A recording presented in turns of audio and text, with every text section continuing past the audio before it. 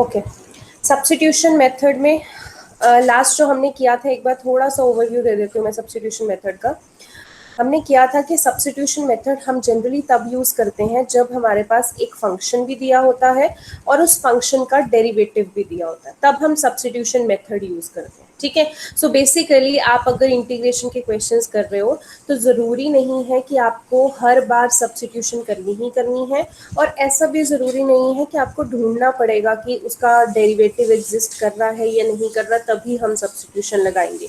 Basically substitution method हम integration में बहुत ज़्यादा बार यूज़ करते हैं बिकॉज ये मेथड से जो क्वेश्चंस होते हैं वो ईजी बन जाते हैं। ठीक है, सो आज हम जो पूरी की पूरी एक्सरसाइज है वो सब्स्टिट्यूशन मेथड से ही करने की कोशिश करेंगे, जहाँ पे नॉर्मल मेथड से भी जल्दी निकल के आ रहा है आंसर, तो वहाँ हम सिर्फ नहीं लगाएंगे, अदरवाइज हर जगह सब्स्टिट्यूशन मेथड हम लगाएंगे। ठीक है, तो आपको अगर स्टेप्स याद हैं जो हमने लास्ट क्लास में सब्स्टिट्यूशन मेथड के मैंने एंड में आपको रिकॉल करवाए थे तो बढ़िया, अदरवाइज ये जो अब 5th क्वेश्चन कर रहे हैं इससे मैं एक बार फिर से आपको स्टेप्स याद करवा दूंगी कि क्या होते हैं। सो आपके पास सब्स्टिट्यूशन मेथड में ये आपको क्वेश्चन दे रखा है, साइन ax प्लस बी और साथ में कॉस ax प्लस बी। अब देखो ये मल्टीप्लाई हो रहे हैं दोनों, हमें इतना पता है कि अगर हम कॉस का डेरिवेटिव लेते हैं तो साइन में आ जाता है, चाहे वो माइनस साइन ही होता है, कॉस एक्स का डेरिवेटिव माइनस साइन एक्स होता है, बट ये डेरिवेटिव एग्जिस्ट करता है। तो सबसे पहले जब भी हम सब्स्टिट्यूशन मेथड लगाते हैं या कोई भी इंटीग्रेशन का क्वेश्चन करते हैं, हम क्या लिखते हैं, y इज इक्वल टू जो हमारा क्वेश्चन है वो क्वेश्चन लिख लेते हैं, उसके साथ इंटीग्रेशन का साइन लगाते हैं और साथ में dx जरूर लिखते हैं। ये हमारा फॉर्मेट है। ठीक है, फिर सब्स्टिट्यूशन मेथड में हम क्या करते हैं कि किसी चीज को t सपोज करते हैं। अब t किसको सपोज करना है, यहाँ पे देखो आप ऐसा भी कर सकते हो कि साइन का डेरिवेटिव cos x होता है, वो भी होता है, या फिर cos का डेरिवेटिव साइन होता है, वो भी करेक्ट है। तो चाहे आप cos ax प्लस बी को मान लो t या sin ax प्लस बी को t मान लो, दोनों चलेंगे। ठीक है, हम यहाँ पे sin ax प्लस बी को t मान लेते हैं, तो हमने कर दिया कि let t is equal to sin ax plus b. ठीक है, ये हमारा फर्स्ट स्टेप होता है सब्स्टिट्यूशन में कि हमने किसको t मानना है, तो हमने क्वेश्चन के इस पार्ट को हमने t मान लिया। ठीक है, अब जब हम t मान लेते हैं तो नेक्स्ट स्टेप हमारा क्या होता है, डिफरेंशिएट बोथ साइड। तो अगर t को इधर हम with respect to x differentiate करेंगे तो वो हो जाएगा dt बाई dx। अगर हम इधर sin ax प्लस b को डिफरेंशिएट करेंगे तो sin x की डिफरेंशिएशन देखिए होती है cos x, ये फॉर्मूला हमने डिफरेंशिएशन में किया था, sin x की डिफरेंशिएशन cos x। अब x हमने किसको माना है, ये ax प्लस b को x माना ना, तो यहाँ पे ax प्लस b आया।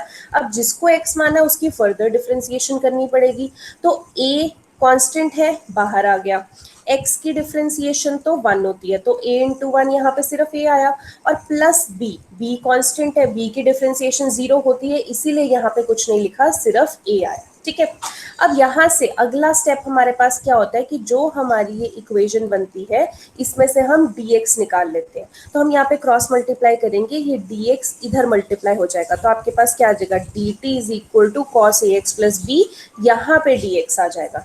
फिर हमारे पास क्या होता है कि हमने dx की वैल्यू निकालनी है, तो dx क्या आ जाएगा, dt इधर ही रह जाएगा, ये cos ax plus b upon a हो जाएगा। यहीं से हमने dx की वैल्यू निकालनी है। सो बेसिकली फर्स्ट स्टेप आपका क्या है कि आपने t मानना है, second step both side differentiate करना है, थर्ड स्टेप की इस इक्वेशन में से हमने dx की वैल्यू निकालनी है। ठीक है, जब ये तीनों स्टेप्स हो गए देन हमारा अगला स्टेप होता है कि जो भी हमने अभी तक फाइंड आउट किया है वो सारा हम इस क्वेश्चन की इस इक्वेशन में पुट कर दें। अब स्टार्ट करते हैं, देखिए पहले y है तो हमने y लिख दिया, यहाँ पे इंटीग्रेशन का साइन है, हमने इंटीग्रेशन का साइन डाल दिया। अब साइन ax प्लस बी, इसको हमने क्या माना था, t माना था, तो हमने साइन ax प्लस बी की जगह t लिख दिया। फिर हमारे पास cos ax प्लस बी है, वो तो एज इट इज रहेगा, कुछ नहीं माना उसको। फिर हमारे पास dx है, dx की वैल्यू हमने यहाँ पे निकाली dt अपॉन ए cos ax प्लस बी, तो वही dx की वैल्यू हम यहाँ पे डाल देंगे। अब ये क्यों करते हैं, बिकॉज यहाँ पे कुछ ना कुछ कैंसिल हो जाता है। आप देख सकते हो यहाँ पे cos ax plus b cancel हो गया, तो आपके पास क्या बचा, y एज इट इज आ गया, आपके पास इंटीग्रेशन का साइन एज इट इज है, फिर यहाँ पे t ये भी एज इट इज आ गया, डिनोमिनेटर में सिर्फ आपके पास a बचा तो हमने a लिख दिया, यहाँ पे dt है तो हमने वो dt लगा दिया। ठीक है। अब हम इंटीग्रेट करेंगे, देखो 1/a तो कांस्टेंट है तो हमने बाहर लिख दिया, तो यहाँ पे इंटीग्रेशन सिर्फ t dt की बनी, ठीक है। तो 1/a एज इट इज आ गया। अब t की इंटीग्रेशन क्या होती है, देखो t का पावर 1 होता है, तो क्या हो जाएगा t की पावर 1 + 1 यानी कि t⁻², अपॉन 1 + 1 यानी कि 2, यही होती है t की इंटीग्रेशन। और जब हम ये वाला इंटीग्रेशन कर देते हैं, अगले स्टेप में इंटीग्रेशन का साइन नहीं लगाना, इसीलिए जब इंटीग्रेशन का साइन हट जाता है तो हम यहाँ पे कांस्टेंट c लगाते हैं। तो आपके पास क्या आ गया, y = t² / 2a + c। But यहीं पे हमने नहीं छोड़ना, लास्ट स्टेप जो कभी नहीं भूलना है कि हमने t किसको माना था, t हमने माना था sin ax + b को, तो t² क्या हो जाएगा, sin² ax + b, और नीचे हमारे पास 2a है और ये प्लस c, ठीक है। तो ये हमारा सब्स्टिट्यूशन मेथड है। ओके, अगला 6 क्वेश्चन करते हैं। 6 क्वेश्चन देखिए, आपके पास √ax + b है। जब भी सब्स्टिट्यूशन मेथड लगाना हो तो एक चीज आप और ध्यान रख सकते हैं कि एक तरीका होता है कि जिससे आप आइडेंटिफाई कर सकते हैं कि हमने किसको t मानना है, तो वो तरीका है कि जिसकी पावर होगी आप उसको t मान सकते हो, तो ये भी एक आइडेंटिफिकेशन का तरीका है, ठीक है। तो चलिए पहले ये क्वेश्चन स्टार्ट करते हैं। √ax + b आपको दिया हुआ है। सबसे पहले तो हम जनरल फॉर्मेट लिखते हैं कि y = इंटीग्रेशन का साइन लगाते हैं, जो आपके पास क्वेश्चन है √ax + b, साथ में हम dx लिखते हैं। अब थोड़ा सा क्वेश्चन को हम सिंप्लीफाई करने की कोशिश करेंगे। यहाँ पे ax + b के ऊपर रूट लगा हुआ है, तो रूट अगर हटता है तो पावर में क्या जाता है, 1/2, तो साथ में dx तो है ही है फॉर्मूला में। अब हमारे पास फॉर्मूला वही लगाना है, x⁻n = x⁻n + 1/n+1, तो यहाँ पे x आपके पास ये है, तो क्या लगेगा, x की पावर n+1 अपॉन n+1, ठीक है, प्लस यहाँ पे कांस्टेंट c आएगा, ठीक है। जब आप ये फॉर्मूला लगा रहे हैं, यहाँ पे देखो x की पावर n+1 यानी कि 1/2 + 1 क्या हो जाएगा, ax की पावर 3/2, यहाँ पे 1/2 + 1 क्या हो जाएगा, 3/2। अब ये वाला a कैसे आया, देखो जब यहाँ पे इंटीग्रेशन की, यहाँ पे हटा दिया, यहाँ पे हमने इंटीग्रेशन का फॉर्मूला लगाया, बट इंटीग्रेशन के फॉर्मूला में हमने यहाँ पे सिर्फ x होता है, बट हमने किस पे लगा दिया, ax + b पे। तो जो ये ax + b है उसको बाद में डिफरेंशिएट करना पड़ता है, इंटीग्रेट नहीं, डिफरेंशिएट। तो आपके पास ax की डिफरेंशिएशन क्या होती है, a, और b की तो डिफरेंशिएशन 0, क्योंकि वो कांस्टेंट है।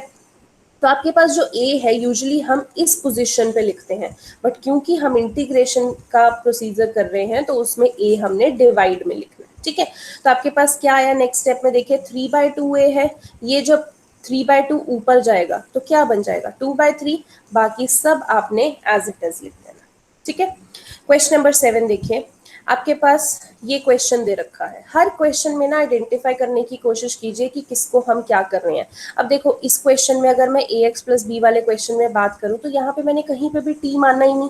t क्यों नहीं माना, क्योंकि ये क्वेश्चन मेरा डायरेक्टली हो सकता था इंटीग्रेशन के फॉर्मूला से, तो मैं t मान के क्यों उस चीज को करूं अगर मेरा डायरेक्टली हो सकता है किसी फॉर्मूला से। तो यहाँ पे जरूरी नहीं है कि हर क्वेश्चन में आपने सब्स्टिट्यूशन लगाना है, ठीक है। अब अगला क्वेश्चन देख लेते हैं। यहाँ पे आपको ये दिया हुआ है, तो हम पहले जनरल फॉर्मेट लिखेंगे, y = इंटीग्रेशन का साइन लगाते हैं x × √x + 2 dx, ये जनरल फॉर्मेट है। अब क्योंकि दो चीजें यहाँ पे मल्टीप्लाई हो रही हैं और मुझे समझ नहीं आ रहा कि इसको आगे कैसे सॉल्व करें, तो हम क्या कर सकते हैं, इस पे सब्स्टिट्यूशन लगा सकते हैं। हम चाहें तो अंडर रूट में, क्योंकि मैंने बोला था सब्स्टिट्यूशन में t ज्यादातर वो मानो जिसकी कोई पावर है। अब देखो x + 2 के ऊपर अंडर रूट लगा हुआ है, यानी x + 2 का अंडर रूट हटा के पावर बन जाती है 1/2, यानी कि मुझे t किसको मानना है, x + 2 को। तो हमने x + 2 को t मान लिया। अब जब t मान लेते हैं तो क्या करते हैं, अगला स्टेप, बोथ साइड x से डिफरेंशिएट। t को जब x से डिफरेंशिएट करेंगे तो dt/dx बन जाएगा। x की डिफरेंशिएशन x के साथ क्या होती है, 1, और 2 कांस्टेंट है, उसकी डिफरेंशिएशन 0। यहाँ से अगला स्टेप क्या होता है कि हमने dx की वैल्यू निकाल लेनी है। तो देखो dx इधर जाके 1 से मल्टीप्लाई हो जाएगा, तो dx = dt आ जाएगा। अब जब हमारे पास वैल्यूज आ गई हैं, क्या करना है, इस इक्वेशन में सारी की सारी वैल्यूज पुट कर देनी है। तो y तो आपके पास देखो एज इट इज आया, ये इंटीग्रेशन का साइन आपने एज इट इज लगा देना है। x आपके पास था, एज इट इज लिख दिया। अब x + 2 को आपने t माना था, तो अंडर रूट के अंदर आप क्या लिखेंगे, t लिखेंगे। फिर dx की वैल्यू डालते हैं, वो क्या निकली आपके पास dt, तो यहाँ पे dt लिख देंगे। ठीक है, अब यहाँ पे देखो स्टूडेंट्स, ये एक अलग चीज है जो आपने अभी तक नहीं की। यहाँ पे आपके पास x आ गया और दूसरा वेरिएबल आपके पास t है, तो दोनों ना एक वेरिएबल होने चाहिए, तो जनरली आप उसको t में कन्वर्ट कर लो। अगर मुझे x की वैल्यू t में डालनी है तो मैं इस इक्वेशन से निकाल सकती हूँ x की वैल्यू t में। यहाँ से x की वैल्यू क्या आ जाएगी, 2 उधर जाके माइनस हो जाएगा t माइनस 2, तो यहाँ पे मैं x की जगह क्या डाल दूंगी, t माइनस 2।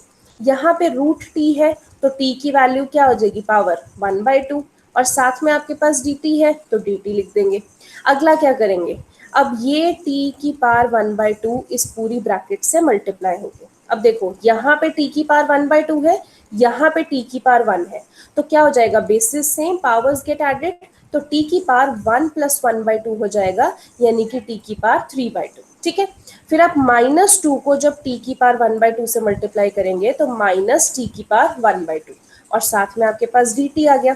मतलब अभी तक हम सिर्फ क्वेश्चन को सिंप्लीफाई कर रहे थे। ठीक है, अब हमने क्या करना है, इंटीग्रेशन करना है, तो चलिए इंटीग्रेशन का फॉर्मूला लगा देते हैं।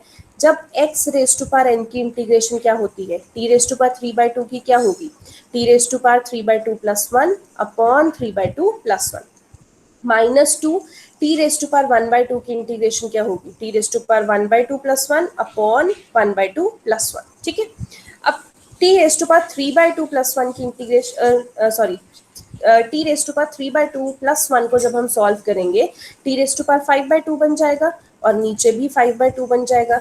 यहाँ पे 1/2 + 1 को करेंगे तो t रेज टू पावर 3/2, नीचे भी 1/2 + 1 करेंगे तो 3/2। ठीक है, जनरल हम सॉल्व करते जा रहे हैं।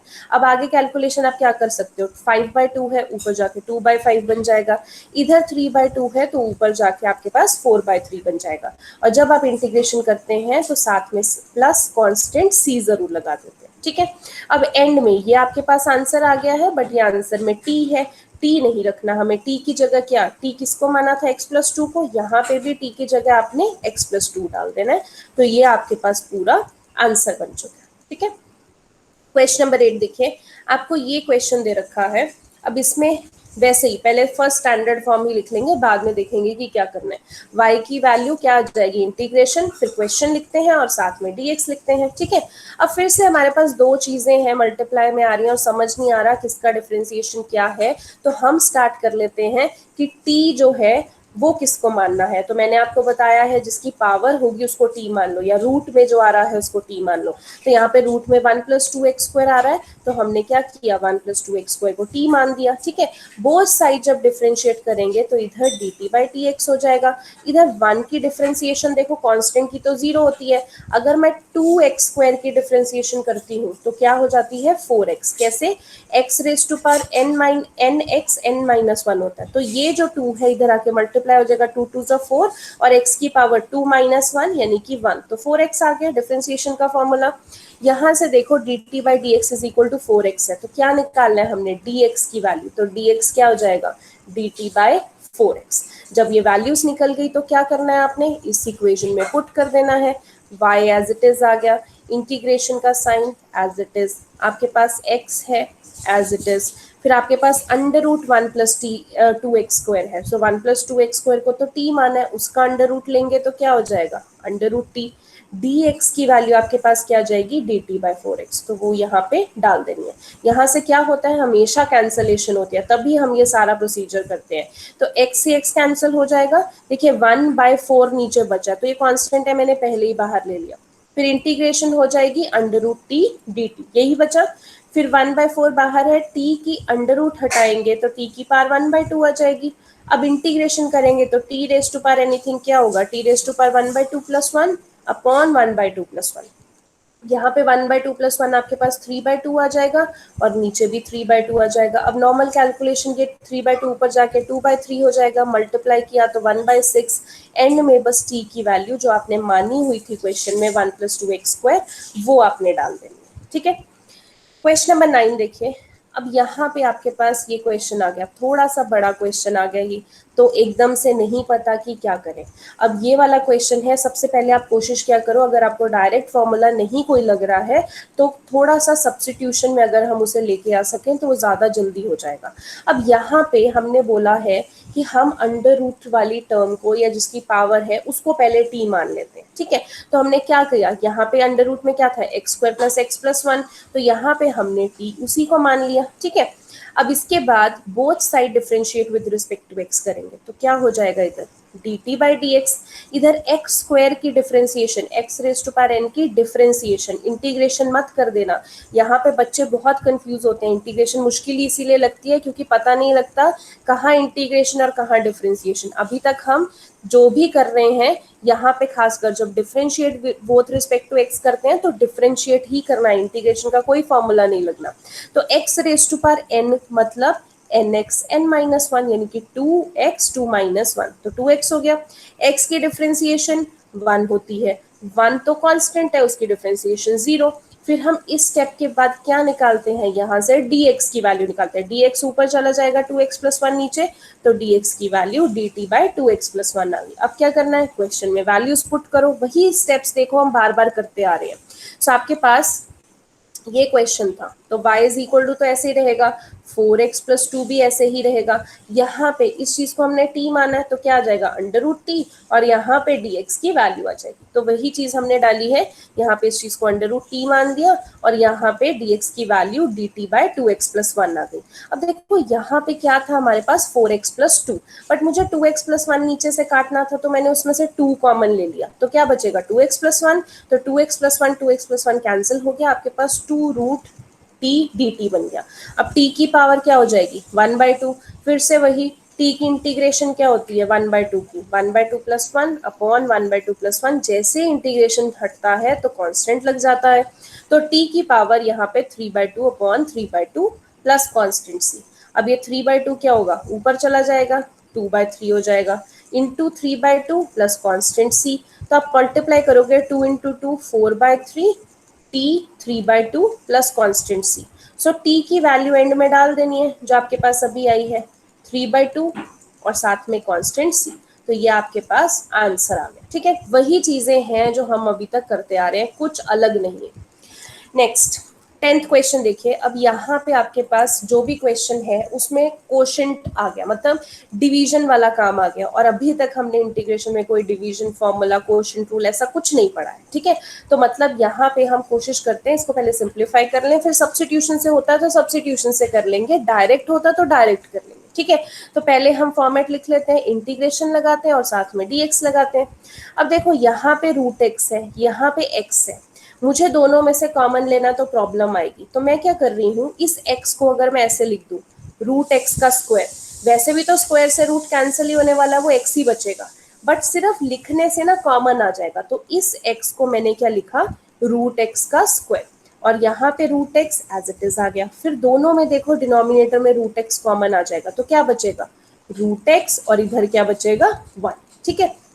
अब नेक्स्ट स्टेप, अब देखो यहाँ पे आपके पास जो ब्रैकेट है, ठीक है, इस ब्रैकेट को यूजुअली आप बड़ी वाली टर्म को ना छोटा करने की कोशिश करो। अब मान लो आप इस चीज को टी मान लेते हो, ये ऑलरेडी छोटी है, तो इस चीज से ये बनाना थोड़ा मुश्किल हो जाएगा, बट अगर आप इस ब्रैकेट को टी मान लेते हो तो इससे ये चीज बनानी आसान होगी। तो बड़ी वाली ब्रैकेट को टी माना करो जब ऐसी कंडीशन आ जाती है। तो हमने रूट एक्स माइनस वन को हमने यहाँ पे टी मान लिया, फिर क्या करेंगे, बोथ साइड डिफरेंशिएट। यहाँ पे जब बोथ साइड डिफरेंशिएट करेंगे तो dt बाई डी एक्स होना चाहिए, मैं पहले ही dx उधर ले गई हूँ, यहाँ नीचे डिनोमिनेटर पे dx था, ये पहले ही उधर ले गई। यहाँ पे फिर रूट एक्स की डिफरेंशिएशन हम करते हैं, रूट एक्स की डिफरेंशिएशन क्या होती है 1/2 रूट एक्स, और माइनस वन की डिफरेंशिएशन तो 0। तो यहाँ से हमारा स्टेप क्या होता है कि हमने dx की वैल्यू निकालनी है, dx की वैल्यू निकाल ली तो क्वेश्चन में डाल दो, देखो y एज इट इज आएगा। अब क्वेश्चन में आपके पास यहाँ पे 1 है और यहाँ पे रूट एक्स है, तो ये तो एज इट इज आएगा, इनको हमने कुछ नहीं माना, ठीक है। यहाँ पे 1 और यहाँ पे root x as it is लिख दिया। फिर क्वेश्चन में आपके पास यहाँ पे रूट एक्स माइनस वन है, इसको हमने t माना है, तो यहाँ पे क्या लिखेंगे साथ में t। फिर क्वेश्चन में आपके पास यहाँ पे dx है, dx की वैल्यू हमने अभी निकाली है 2 रूट एक्स dt, तो वो लिख देंगे। अब रूट एक्स से रूट एक्स कैंसिल हो गया, आपके पास ऊपर क्या बचा 2/t dt बच गया। टू कांस्टेंट है बाहर ले लिया, तो क्या बचा 1/t dt। ठीक है, अब 2 ऐसे ही आ गया। अब 1/t की इंटीग्रेशन हमें पता है log t। स्टूडेंट्स एक चीज बताना चाहूंगी, इसको कभी भी ऐसे मत कर देना 1/t की इंटीग्रेशन को ये मत लिख देना कि ऊपर t रेज टू पावर -1 हो गया और फिर हमने x raise to power n का फॉर्मूला लगा दिया इंटीग्रेशन का, जो n+1/n+1 होता है, वो नहीं लगाना।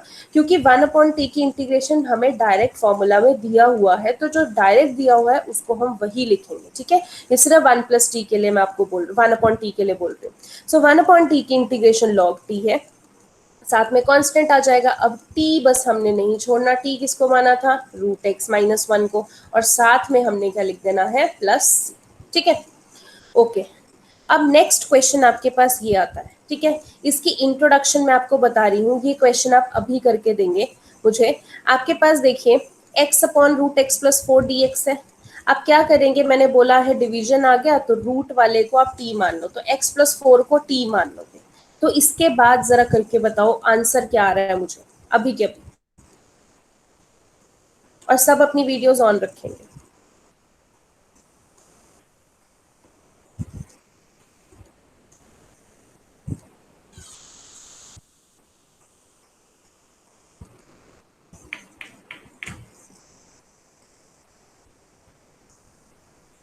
हाँ जी, सब अपनी वीडियोस प्लीज ऑन रखिए।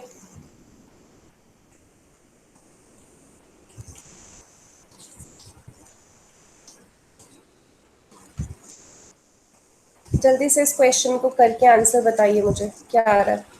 श्रुति एंड किंशुक वीडियो ऑन रखिए।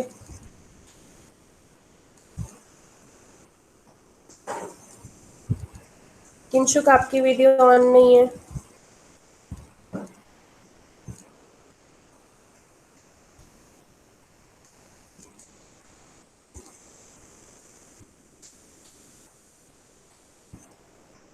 किंशुक आपको आवाज आ रही है? किंशुक छत को नहीं देखना मुझे, आपको देखना है।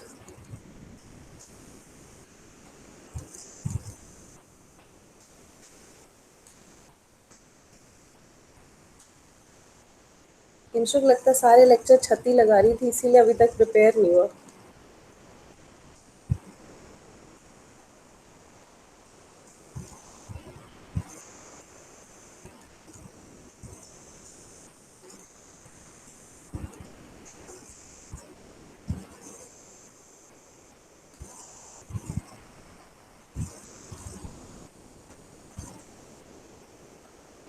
किंशुक आवाज आ रही है, हाँ ना में जवाब दे सकते हो।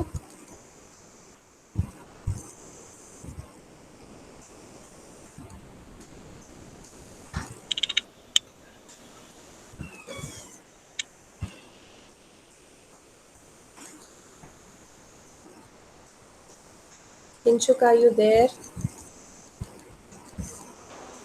हाँ जी मैम।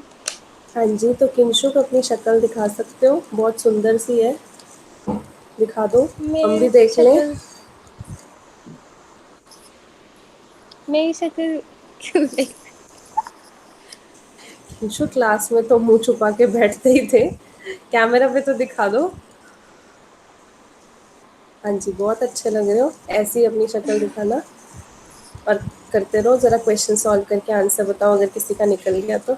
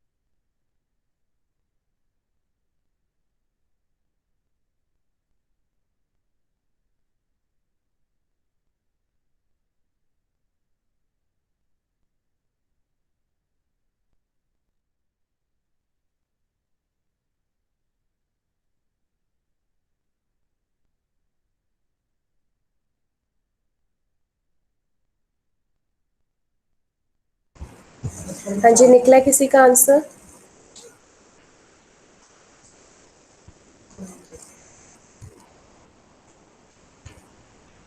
मैम लगा हुआ हूँ करने, देखते हैं अच्छा, निकलता है कि नहीं। जल्दी कीजिए। स्टेप्स वही याद रखना है, पहले टी मानना है, फिर both side with respect to x differentiate करना है, उसके बाद dx की वैल्यू निकालनी है। जब dx की वैल्यू निकल जाएगी फिर आपने क्वेश्चन में पुट कर देनी है, वही स्टेप्स है।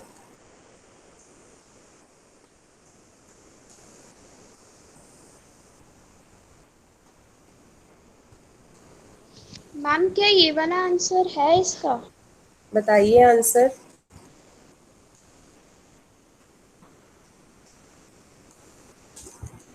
आप बोल सकते हैं श्रेया, आंसर बोल दीजिए क्या आ रहा है। मैम इसका आंसर आ रहा है x² into log root x+4। Okay, साथ में कांस्टेंट c भी लगाना है। यस, सॉरी भूल गई थी। हाँ जी, चलिए देखते हैं इसका आंसर। इतने में वैसे हो जाना चाहिए था, क्या बात हो गई, निकला नहीं। चलिए देखते हैं क्या आ रहा है इसका आंसर। सबसे पहले देखो आपने क्या किया, जो रूट में x+4 आ रहा है आपने उसको t मान लिया, ठीक है। फिर बोथ साइड डिफरेंशिएट किया, dt को विद रिस्पेक्ट टू x करोगे तो dt बाय x आ जाएगा, x की डिफरेंशिएशन करोगे तो 1 आ जाएगी। इधर 4 जो है कांस्टेंट है, उसकी डिफरेंशिएशन 0 होती है। फिर आप क्या करते हो, dx की वैल्यू निकाल लेते हो, यहाँ पे dx इंटू 1 क्या हो जाएगा, dt, तो dx की वैल्यू भी आ गई। अब आप क्या करते हो, इस क्वेश्चन में वैल्यू पुट कर देते हो, ठीक है। ये आपके पास क्वेश्चन है, इसमें पुट कर दोगे, x की जगह x ही रखोगे, x+4 को तो आपने t मान लिया तो आप क्या रखोगे, रूट टी। फिर dx की जगह आप क्या करोगे, dx की वैल्यू dt है तो आप यहाँ पे dt डाल दोगे, ठीक है। फिर x देखो, अब यहाँ पे x आ गया और रूट टी आ गया। मैंने आपको बताया था जब x और t इकट्ठे आ जाएं तो उसको x की फॉर्म में नहीं रखो, t की फॉर्म में रखो, एक वेरिएबल होना चाहिए। तो अब यहाँ से वैल्यू निकाल लोगे, x की वैल्यू क्या आ जाएगी, t-4। तो इस x की जगह क्या डालेंगे यहाँ पे, t-4, और नीचे रूट टी आ गया और ये dt आ गया, ठीक है।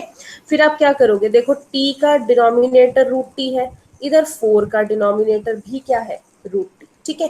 तो यहाँ पे दोनों को अलग अलग करके हमने लिख दिया और साथ में dt है। अब ये रूट टी है, ये जब रूट 1/2 होगा, रूट हटेगा तो 1/2 आएगा, ये 1/2 जब ऊपर जाएगा तो क्या हो जाएगा, -1/2। ये टी की पावर 1 तो थी ही, यहाँ पे टी की पावर 1/2 है, जब ऊपर जाएगी तो टी की पावर -1/2, ठीक है। अब यहाँ पे 1 - 1/2 किया तो 1/2 आ गया, ये तो आपके पास एज इट इज। अब क्या करना है, इंटीग्रेशन का फॉर्मूला लगा दो सीधा। देखो टी की पावर 1/2 की इंटीग्रेशन क्या होगी, टी की पावर 1/2 + 1 अपॉन 1/2 + 1। -4 कांस्टेंट है तो एज इट इज आ जाएगा। टी की पावर -1/2 की इंटीग्रेशन क्या होगी, टी की पावर -1/2 + 1 अपॉन -1/2 + 1, ठीक है। प्लस आपके पास कांस्टेंट सी आ जाएगा।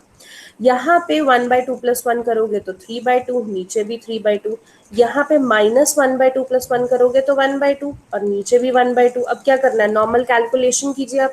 ये 3/2 ऊपर जाएगा तो 2/3 हो जाएगा, ये 2 ऊपर जाएगा तो 8 हो जाएगा। एंड में क्या करते हो आप, टी की वैल्यू डाल देते हो जो कि है x+4, और इधर भी टी की जगह x+4, यही डालोगे आप। हाँ जी, क्या इसमें मैम दिक्कत मेरा थी, थोड़ा मुझे ये बताइए। डिफरेंट था। हाँ जी सरताज, क्या डिफरेंट आ रहा है, आपने क्या किया। मैंने भेजा है मैम, देखना। भेजा है आपने, कहाँ भेजा है। ग्रुप में। ओके। अब टू बाय हाँ जी, थ्री भी आ रहा नव्या है को क्या प्रॉब्लम आ रही थी, नव्या। और 8 भी आ रहा है, मैंने कॉमन ले लिया मैम। 2/3 x प्लस अंडर रूट 8 एक्स नहीं प्लस आ फोर रहा। 8 नहीं आ रहा। सरताज आपने 2/3 कॉमन ले लिया, टू ठीक है। बाय थ्री कोई, टी 1/2 ये t1/2 कॉमन ले कॉमन लिया। ले लिया, ठीक है। बट अगर आप इसको इतना कॉम्प्लिकेट नहीं भी करोगे ना, आप एज इट इज लिख दोगे तो वो ज्यादा बेटर है, ठीक है। कई बार टीचर चेक ठीक करने है, में वो कर देता है, तो ये कॉमन वाला नहीं करो। हाँ जी, पता कैसे नव्या लगेगा को कौन छोड़ना है। यहाँ पे देखो ना, हर क्वेश्चन में अगर आप नोटिस कर रहे हो तो मैं क्या कर रही हूँ, यहाँ पे फ्रैक्शन आ रही है, फ्रैक्शन को जस्ट नीचे डिनोमिनेटर ऊपर लेके जा रही हूँ और उसके बाद बस टी की वैल्यू डाल रही हूँ, बस इतना कर रही हूँ। आपको भी इतना ही करना है, कॉम्प्लिकेट मत करो चीज को, ठीक है। ठीक है। हाँ जी, नव्या आपका 8 नहीं आ रहा था। मैम आ गया ऊपर, गलत हो गया था कैलकुलेशन। ओके, श्रेया ने क्या गलती की? श्रेया,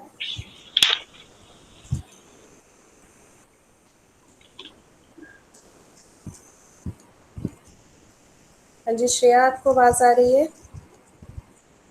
यस मैम आ रही है। हाँ जी, क्या गलती की बच्चे आपने? मैम मैंने टी की एक्स की वैल्यू नहीं निकाली और मैंने डायरेक्टली ओके इवैल्यूएट ओके, कर। ठीक है ठीक है। ये कभी नहीं करना जब एक्स और रूट टी है। यहाँ पे जैसे आपके पास आ रहा है, तो एक्स और रूट टी दोनों डिफरेंट डिफरेंट वेरिएबल हैं, कभी भी इनको डिफरेंट में नहीं सॉल्व करना, इनको सेम बनाना है, ठीक है। हाँ जी श्रुति, बच्चे कहाँ तक हुआ था आपका?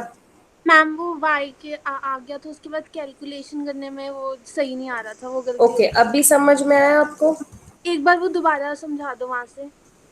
हाँ जी समझा देती हूँ। किंशुक, हाँ जी किंशुक, ईमानदारी से बताना कहाँ तक हुआ था? ट्राई किया था मैंने। स्टार्टिंग हुई थी किंशुक, टी की वैल्यू पुट की थी x+4।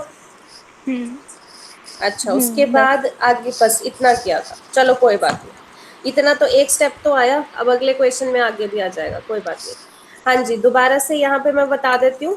तो t की वैल्यू आपने x+4 डाली थी, उसके बाद बोथ साइड आप क्या करते हो, डिफरेंशिएट। तो t की differentiation with respect to x करोगे तो dt/dx होगी। फिर आप x की डिफरेंशिएशन क्या होती है, 1, और 4 कांस्टेंट है उसकी डिफरेंशिएशन 0। यहाँ से आप क्या निकालते हो, dx की वैल्यू जो कि आ गई dt क्रॉस मल्टीप्लाई करके सिर्फ, ठीक है। जो भी अब वैल्यूज आई हैं आप इस क्वेश्चन में डाल दो। यहाँ पे x की जगह देखो आप क्या डालोगे, x ही है क्योंकि कुछ माना नहीं है। रूट x+4, अब रूट तो एज इट इज लगेगा, x+4 को आपने क्या माना था, t, तो t डाल दिया, और साथ में dt क्यों लिखा, क्योंकि यहाँ पे dx है और हमने अभी dx की वैल्यू क्या निकाली है, dt, ठीक है। अब आप क्या करोगे, x और t एक वेरिएबल नहीं है तो x की वैल्यू t की फॉर्म में डालोगे। वो कहाँ से है, यही इक्वेशन है, यहीं से डालोगे। तो x की वैल्यू क्या हो जाएगी, t-4, तो यहाँ पे x की जगह t-4, नीचे रूट टी, ठीक है। फिर दोनों को इंडिविजुअली आप अलग अलग कर दो, t/√t हो जाएगा, और इधर 4/√t, दोनों का डिनोमिनेटर रूट है। अब देखो ये रूट है ऊपर, t की पावर अगर रूट हटाते हैं तो 1/2 आती है, 1/2 जब ऊपर जाएगा तो t 1-1/2 हो जाएगा। ऐसे ही यहाँ पे भी t की पावर रूट है 1/2, तो जब 1/2 ऊपर जाएगा तो t -1/2 हो जाएगा। आप यहाँ पे 1-1/2 को सॉल्व करोगे 1/2, तो ये बाकी तो एज इट इज है, ठीक है। अब आपने क्या करना है, इंटीग्रेशन का फॉर्मूला, t की पावर 1/2 क्या होती है, t की पावर 1/2 + 1 अपॉन 1/2 + 1। इधर t की पावर -1/2 क्या आएगी, -1/2 + 1 अपॉन -1/2 + 1। इसको सॉल्व कर लोगे आप, यहाँ पे 3/2 बन गया, नीचे भी 3/2 बन गया। यहाँ पे -1/2 + 1 को सॉल्व करोगे 1/2, नीचे भी 1/2, और यहाँ पे c। फिर आप क्या करोगे, ये 3/2 है, ऊपर जाएगा तो 2/3 हो जाएगा। ये 1/2 है, ऊपर जाएगा तो 2/1, यानी कि 4 × 2 8 हो जाएगा। एंड में आपने क्या करना है, t की वैल्यू डाल देनी है जो हमने क्वेश्चन में सपोज की थी, x+4, और इधर भी t की जगह x+4, ठीक है। अगला क्वेश्चन नंबर 12 देखते हैं। यहाँ पे आपको देखो एक ये टर्म दी हुई है, इंटू x⁵ दिया हुआ है। अब सबसे पहला कि हमने उसको क्वेश्चन का स्टैंडर्ड फॉर्म लिखना है, कि इंटीग्रेशन का साइन लगाया, साथ में dx लगाया, ठीक है। हम 1 की इंटीग्रेशन यहाँ पे y होती है, और हमने ये क्वेश्चन स्टैंडर्ड फॉर्म में लिख दिया। अब बात आती है कि वैसे तो कॉम्प्लिकेटेड है, अगर डायरेक्ट इंटीग्रेशन का कोई फॉर्मूला लगाना चाहे तो नहीं लग रहा, बट हमारे पास सब्स्टिट्यूशन भी है क्वेश्चन को आसान करने के लिए। तो हम क्या करेंगे, यहाँ पे किसी चीज को t मानना पड़ेगा। अब इन दोनों में इसको t माने या फिर इसको t माने, ये हमें कंफ्यूजन होगी जब भी आपके पास क्वेश्चन आएगा। तो मैंने आपको बताया कि जिसकी पावर होती है उसको t मान लो। अब आप कहोगे मैम x-3 की पावर x³ - 3 की पावर भी है 1/3, और इधर x की पावर भी है 1/3, तो किसको माने। तो मैंने आपको एक और चीज बताई थी कि आप बड़ी वाली टर्म को मानो, ताकि आप बड़ी वाली टर्म को सॉल्व करके छोटा बना सको, ठीक है। तो इन दोनों में बड़ी वाली टर्म कौन सी है, x³ - 1, तो आप यहाँ पे क्या करोगे, x³ - 1 को t मान लोगे, ठीक है।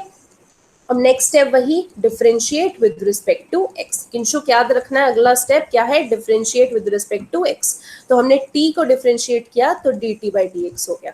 एक्स क्यूब को जब हम डिफरेंशिएट करते हैं x raise to power n, यानी क्या हो जाता है n x n minus one. ये क्या है, डिफरेंशिएशन का फॉर्मूला, यानी कि 3 आगे आ जाएगा x 3 माइनस वन यानी 3x स्क्वायर, माइनस वन की डिफरेंशिएशन आपके पास क्या हो जाएगी 0। ठीक है, अगला स्टेप हमने क्या करना होता है कि इस इक्वेशन से हमने dx की वैल्यू निकालनी है। देखो dx उधर 3x स्क्वायर से मल्टीप्लाई हो जाएगा तो dx की वैल्यू क्या आएगी, dt by 3x square. Cross multiply करना है और dx की वैल्यू निकाल लेनी है। अब जब हमारे पास वैल्यूज आ गई हैं क्या करोगे, इस क्वेश्चन में आप वैल्यूज पुट करोगे। तो y एज इट इज कर दिया।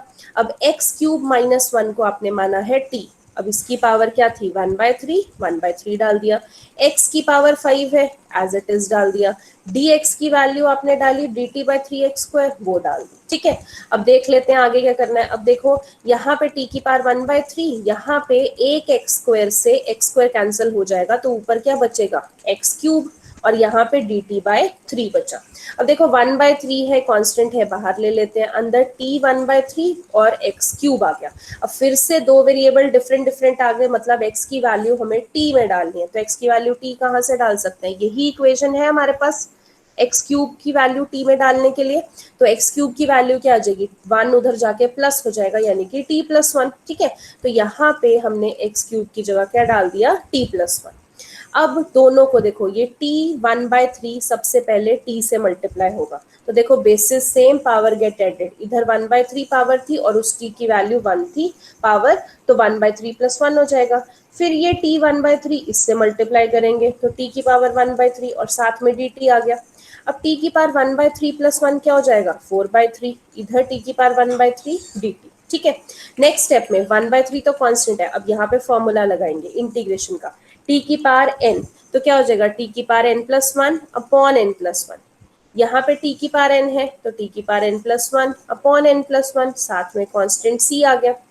नॉर्मल कैलकुलेशन 4/3 प्लस वन को करोगे तो 7/3 आ जाएगा, नीचे भी 4/3 प्लस वन 7/3, इधर 1/3 प्लस वन 4/3, इधर 1/3 प्लस वन 4/3 और साथ में कांस्टेंट c। ठीक है, 1/3 एज इट इज ले लिया, इधर देखो 7/3 है, ऊपर जाके क्या हो जाएगा 3/7, इधर 4/3 है, ऊपर जाके 3/4 और साथ में कांस्टेंट c। फिर आप क्या करते हो, t की वैल्यू डाल देते हो। t की वैल्यू यहाँ पे क्या मानी थी एक्स क्यूब माइनस वन, इधर भी t की वैल्यू क्या है एक्स क्यूब माइनस वन जो हमने क्वेश्चन में मानी है। अब आप ज्यादा से ज्यादा क्या कर सकते हो, या तो आप यहाँ पे क्वेश्चन छोड़ सकते हो, बट यहाँ पे हमें दिख रहा है कि बाहर एक कांस्टेंट है 1/3, तो इस कांस्टेंट को हम ब्रैकेट से भी मल्टीप्लाई कर सकते हैं।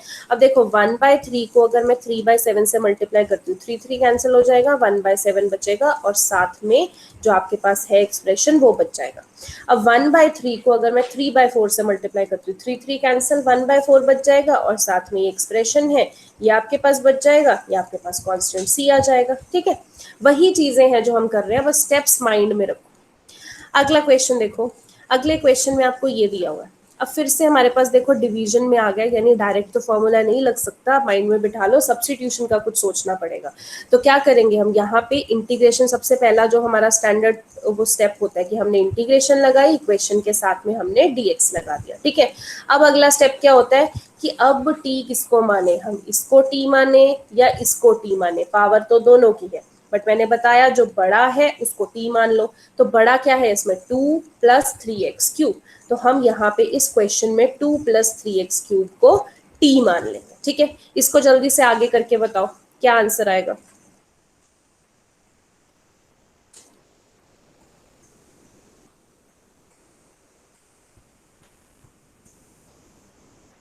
अगेन वीडियोस ऑन रखिए अपनी।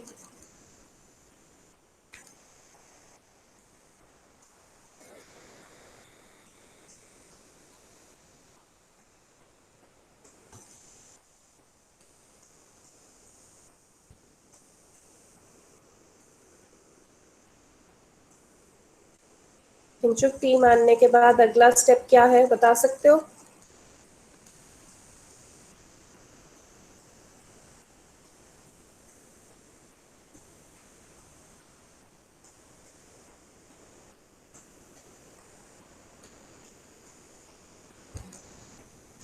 किंचुक आवाज आ रही है?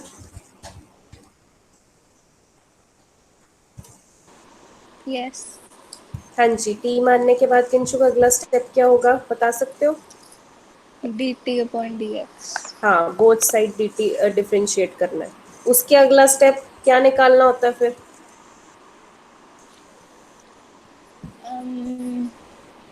dx की वैल्यू। ठीक है, करो इतना। फिर सारी की सारी वैल्यूज आपने क्वेश्चन में पुट कर देनी है।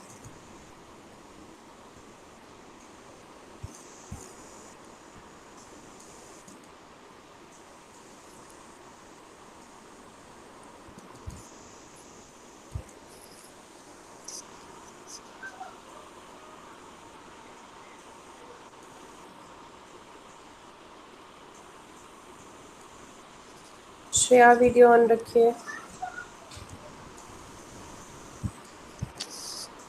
क्वेश्चन में कैसे वैल्यू पुट करनी है? क्वेश्चन में देखो, t जिसको माना है उसकी वैल्यू t पुट कर दो। dx क्वेश्चन में है, जो dx की वैल्यू निकाली है वो dx में पुट कर दो। यहाँ पे ये क्वेश्चन है ना, ये रहा, ये क्वेश्चन है। इस क्वेश्चन में x स्क्वायर रहेगा। ये आपने क्या माना है, t माना है, इसको t पुट कर दो, t का क्यूब। फिर यहाँ पे dx की वैल्यू भी आपने निकाली होगी, वो dx की यहाँ पे पुट कर दो। देन आगे सॉल्व करना है। ट्राई करो, आसान है, इतना मुश्किल नहीं है, डरना नहीं है, इंटीग्रेशन से हो जाएगा।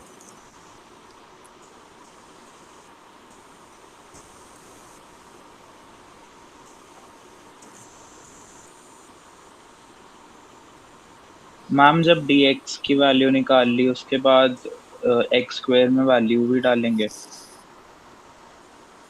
एक्स स्क्वायर में नहीं डालेंगे, यहाँ पे डालेंगे dx की जगह। अच्छा। यहाँ पे dx की जगह डालोगे ना। एक्स स्क्वायर जिसको कुछ नहीं माना उसको एज इट इज लिखो। ये क्वेश्चन एक्स स्क्वायर में कुछ नहीं हमने किया, एज इट इज। इस चीज को हमने t माना है, इसको t लिखो। फिर dx की वैल्यू जो हमने डालनी है, निकाली है, वो लिखो। कुछ नहीं करना, इसको इंटीग्रेशन समझ के मत करो। ये सोचो 10th का आप सब्स्टिट्यूशन मेथड कर रहे हो, सिर्फ वैल्यूज पुट कर रहे हो। ठीक है मैम।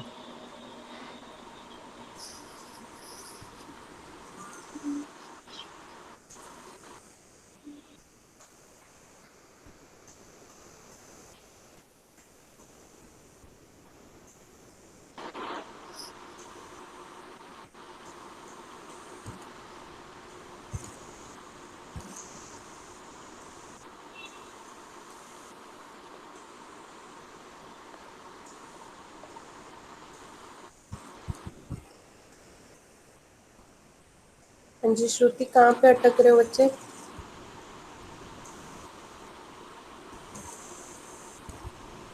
बोथ साइड डिफरेंशिएट कर लिया आपने?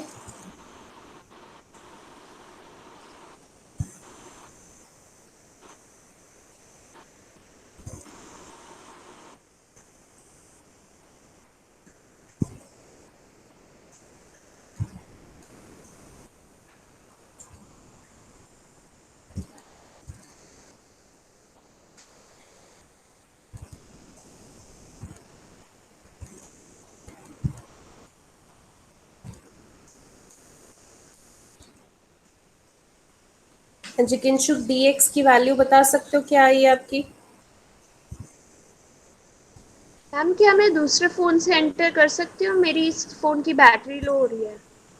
हाँ जी कर लो जी, जल्दी करना, जरा टाइम कम है अभी। मैम स्क्वायर ओपन करना है? नहीं रहने दो, आप एंड में आप बात कर रहे हो। एंड में, एंड में। हाँ जी नहीं रहने दो। हाँ जी मैम मेरा किंशुक, आया, dx की वैल्यू। हाँ जी बोलो सताज। आंसर आया -1/18 इंटू 2 + 3x³ का होल स्क्वायर प्लस 3। ओके। हाँ जी किंशुक, dx की वैल्यू क्या आई है?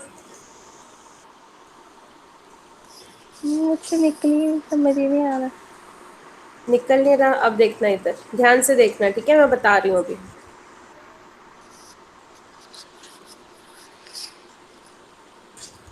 अभी देखो किंशुक, यहाँ पे t को 2 + 3x³ माना। इतना तो हो गया होगा। उसके बाद बोथ साइड डिफरेंशिएट किया, इधर क्या आ जाएगा dt बाई डी एक्स, इधर 2 कांस्टेंट है, कांस्टेंट की डिफरेंशिएशन क्या होती है 0, ठीक है। 3x क्यूब है, इसकी डिफरेंशिएशन देखो 3 आगे आ जाएगा, 3 3 जा 9, ये आगे आ गया 9, और x की पावर क्या हो जाती है n माइनस 1, यानी 3 माइनस 1 क्या हो जाएगी 2, ठीक है। यानी कि आपके पास dx अगर इधर मल्टीप्लाई होगा तो dt की वैल्यू 9x स्क्वायर dx आ जाएगी। ये इतना हो गया। यहाँ से क्या निकालते हैं हम dx की वैल्यू, जो कि आ जाएगी dt बाय 9x स्क्वायर, ठीक है। उसके बाद अब आपके पास क्वेश्चन है, इसमें वैल्यू पुट कर दो। देखो x स्क्वायर है, एज इट इज लिखेंगे, 2 प्लस 3x क्यूब है, इसको क्या मानते हैं t का क्यूब, तो एज इट इज लिखेंगे। dx है, dx की वैल्यू अभी निकाली है dt बाय 9x स्क्वायर, तो उसको लिख देंगे, ठीक है। अब देखो x स्क्वायर से x स्क्वायर कैंसिल हो गया, ये 1/9 बचा, 1/9 कांस्टेंट है, बाहर ले लिया। इंटीग्रेशन के अंदर क्या बचा 1/t का क्यूब, तो एज इट इज, और साथ में dt बचा। अब 1/9 एज इट इज 1/t का क्यूब, ये t क्यूब अगर ऊपर जाएगा तो t की पावर -3 हो जाएगा, और साथ में dt हो जाएगा, ठीक है। अब यहाँ पे t की पावर -3 की इंटीग्रेशन क्या करते हैं, t की पावर n+1 अपॉन n+1, साथ में कांस्टेंट c लग जाता है। अब -3 + 1 क्या हो जाएगा -2, नीचे भी -3 + 1 क्या होगा -2, और प्लस c। अब 1 अपॉन इधर 9 इंटू 2 क्या हो जाएगा 18, तो -1/18, t की पावर -2 प्लस कांस्टेंट c। अब क्या करना है, एंड में सिर्फ t की वैल्यू डाल देंगे। t किसको माना है 2 + 3x क्यूब को, उसकी पावर -2 है। अगर आप पावर को माइनस नहीं रखना चाहते हैं तो इसको अपॉन में लिख दो, यहाँ पे अपॉन में लिख दिया तो पावर 2 पॉजिटिव हो गई, और plus c। Well done sir Taj, आपका आंसर सही था। समझ में आया बाकियों को? हाँ जी किंशुक, आपको समझ में आया? ओके। श्रुति बच्चे आपको? ओके। Yes ma'am. हाँ जी नव्या, आपका आंसर क्यों नहीं निकल रहा? नव्या मैं आपसे एक्सपेक्ट कर रही थी। हम आ गया था बस लास्ट स्टेप। ओके चलो ठीक है, अगला करते हैं। 14th क्वेश्चन देखिए, आपके पास ये बोला हुआ है, अब इस चीज को हमने करना है डिफरेंशिएट। अब डायरेक्ट फॉर्मूला हमें इतना तो पता है, यहाँ पे एक चीज दिख रही है कि अगर हम log x की डिफरेंशिएशन करते हैं तो वो 1/x होती है, वो भी हमारे क्वेश्चन में है 1/x, ठीक है। तो मतलब हम सब्स्टिट्यूशन लगा सकते हैं। सबसे पहला हम स्टैंडर्ड फॉर्मेट लिखेंगे, 1/x की पावर log m, जो हमारा क्वेश्चन था, साथ में हमने dx लिख दिया, ठीक है। नेक्स्ट हम क्या करते हैं, हम t मान के चलते हैं। अब t किसको मानना है, मैंने आपको बताया जिसकी पावर होती है आप उसको t मान लो। यहाँ पे log x की पावर m है, तो हम log x को क्या मान लेंगे t। अब बोथ साइड डिफरेंशिएट करते हैं, t की डिफरेंशिएशन करेंगे विद रिस्पेक्ट टू x, तो dt बाई dx आ जाएगा। log x की डिफरेंशिएशन, log x का फॉर्मूला क्या होता है डिफरेंशिएशन का 1/x। यहाँ पे हमने इस इक्वेशन से किसकी वैल्यू निकाली है dx की, क्रॉस मल्टीप्लाई करो तो dx की वैल्यू क्या हो जाएगी x इंटू dt। अब वैल्यूज निकल गई, इस क्वेश्चन में पुट कर दो। देखो 1/x as it is, log x की वैल्यू आपने t मानी थी, उसकी पावर m है तो m डाल दी। इधर dx की वैल्यू क्या है x dt, तो यहाँ पे x dt डाल दी, ठीक है। x से x कैंसिल हो गया। अब ये 1/t⁻m था, जब ऊपर जाएगा तो क्या हो जाएगा t की पावर -m, इधर साथ में dt है तो dt, ठीक है। यहाँ पे अब t⁻m को कैसे सॉल्व करेंगे, t⁻ एनीथिंग कैसे करते हैं, t⁻n+1 अपॉन n+1, यहाँ पे n की वैल्यू क्या है -m, और साथ में कांस्टेंट भी लग जाएगा, ठीक है। अब ऊपर t की पावर -m+1, यहाँ पे -m+1 को हम 1 - m भी तो लिख सकते हैं। यहाँ पे आप ऊपर भी चेंज कर सकते थे 1 - m, यहाँ पे भी 1 - m लिख सकते थे, ठीक है। जस्ट कि आपको देखने में वो सही लगे, और कुछ नहीं है। फिर आपका ये आंसर बेसिकली आ चुका है। अब फर्क क्या है, बस यहाँ पे t है, t की वैल्यू डाल दो। t किसको माना था log x को, log x डाल दिया, ऊपर 1 - m, नीचे भी 1 - m प्लस कांस्टेंट c, ठीक है। सिंपल है, ओके। हाँ जी, अभी टाइम कम रह गया है, मुझे आज के उसमें बताइए कि किसको क्या डाउट है, जो उसको नहीं समझ में आती स्पेसिफिकली ये इंटीग्रेशन की जो हमने एक्सरसाइज की है, खासकर सब्स्टिट्यूशन मेथड